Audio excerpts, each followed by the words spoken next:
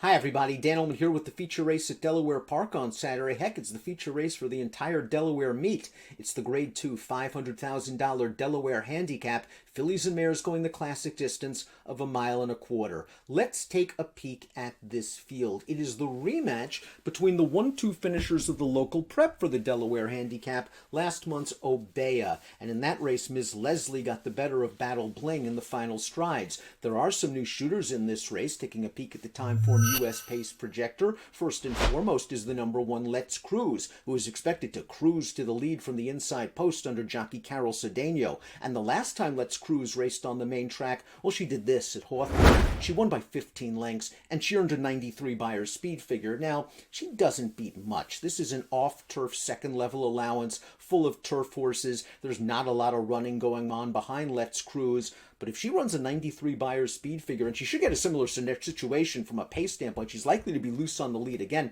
If she runs a 93, she's going to be very tough to beat, and she's relatively lightly raced as a 10-time starting 4-year-old. Now, she's raced once since the performance we just showed. They ran her in a stakes race on turf going 1 mile and a 16. She ran just fine that day in her turf debut. She showed speed. She got a little tired. She finished second. To me, the big question is the distance. Can she stretch her speed successfully to 1.25 miles? She's never been past 1 mile and a 16th in her career. Just looking at her pedigree, I wonder if it's more of a middle distance type. But Let's Cruise is dangerous simply because she seems to be the controlling speed. And she's a good price on the morning line at 8-1. The number 2 Onyx, a little bit tougher to make a case for. She's only raced twice previously on the dirt, and she was off the board both times. She just seems more like a turf mare at this point in her career. She's making her second start off a little bit of a layoff. She was washed off the turf last time, but then ran on the Tapeta surface at Gulfstream, where she finished fourth. She's run some solid races on the turf.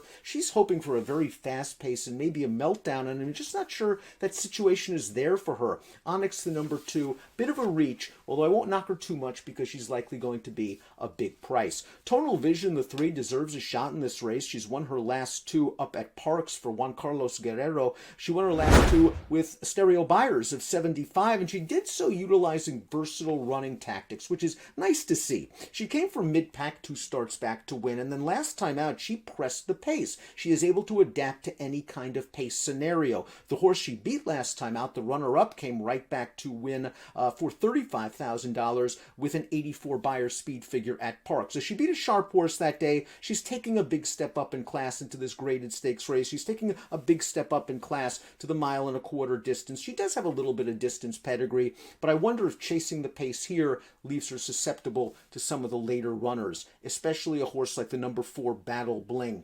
And while Battle Bling was beaten in the Obeah last time out, I think you can make some excuses for her performance. She broke from the far outside post in the field of 6 and was hung out 4 wide going into the first turn and was basically 3-4 path all the way around the track. Now, maybe that might not be a big deal normally, but look at the pace for the Obeah. They went 26-2, 51 for the half. It's so tough to chase a slow pace while wide, make the front, and then hold off the closers, and that's what Battle Bling was asked to do. Kendrick Carmouche did everything he could from the outside post. He got into enough of a forward position where he was going to get the jump on the horse he had to beat, Miss Leslie. He moved at the right time to make the lead over Miss Leslie. I think the ground loss just got to Battle Bling at the end, and I think Battle Bling's going to really appreciate stretching out to 1.25 miles. She's run a couple of times at 1 1/8 miles, and she's done very, very well, including a win in the ladies, first off the Rob Actress claim, where she beat Miss Leslie. Battle Bling, I was surprised on the Timeform U.S. pace projector that they have her behind Miss Leslie in the early portion of this race. I think she'll get the jump once again on Miss Leslie, turning for home. Microcap is the number 5. Now, she ran into Lady Jacqueline last time out at Thistledown. She is cross-entered at Indianapolis. I talked to trainer Grant Foster. He wants to run in this race. He felt that maybe she was just down inside last time out against a very tough field. Army Wife, Crazy Beautiful. Those are legitimate graded stakes horses.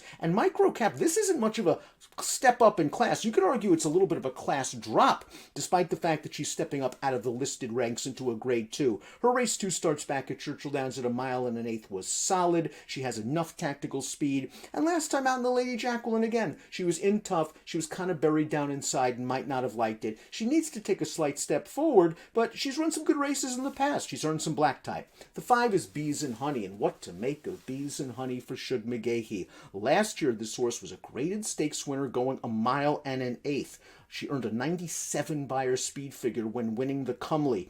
After that race, she went to the sidelines. A lot of folks looking forward to her 4-year-old campaign. Her first start back was a disaster, but she was going 7/8 of a mile off the layoff. The winner of that race was a sharp horse. Fine, you could give her a mulligan. What happened last time? That second level allowance, she was beaten by Microcap, and again she didn't fire. The fact Shug's running her here shows that there's confidence that he believes she can run back to maybe a race like the Cumley, and if she does, she's a major threat.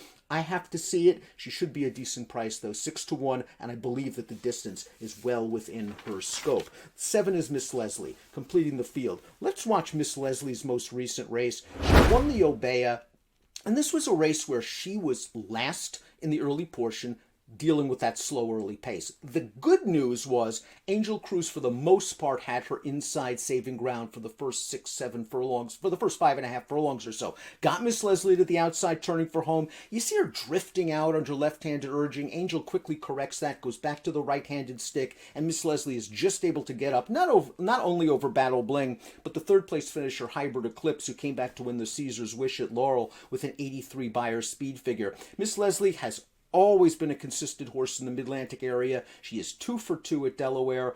Distance doesn't seem to be an issue for her at all. I just didn't like some of the things I saw from her. Lead changes, a little bit awkward going into the first turn. Didn't love the way she was drifting out in that race. She's had several hard races in a row. I wonder if she's going to be slightly overbet this time around. Maybe she'll be favored over Battle Bling. Last time out, Battle Bling was the chalk.